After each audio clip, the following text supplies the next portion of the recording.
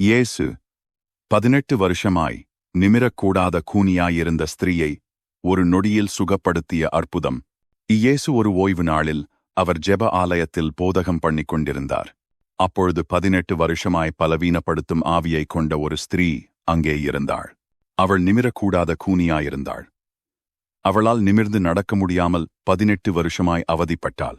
இயேசு அவளைக் கண்டு தம்மிடத்தில் அழைத்து, ஸ்திரீயே, உன் பலவீனத்தினின்று விடுதலையாக்கப்பட்டாய் என்று சொல்லி அவள் மேல் தமது கைகளை வைத்தார். உடனே அவள் நிமிர்ந்து தேவனை மகிமைப்படுத்தினாள். ஜனங்கள் எல்லாரும் அவரால் செய்யப்பட்ட சகல மகிமையான செய்கைகளைக் குறித்தும் சந்தோஷப்பட்டு தேவனை மகிமைப்படுத்தினார்கள். கர்த்தர் இயேசுவால் முடியாதது ஒன்றுமில்லை.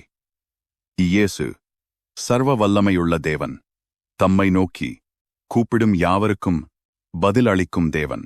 கர்த்தர் இயேசுவை நோக்கி கூப்பிடுங்கள். உங்களுடைய வாழ்க்கையிலும் கர்த்தர் இயேசு அற்புதங்களை செய்வார்.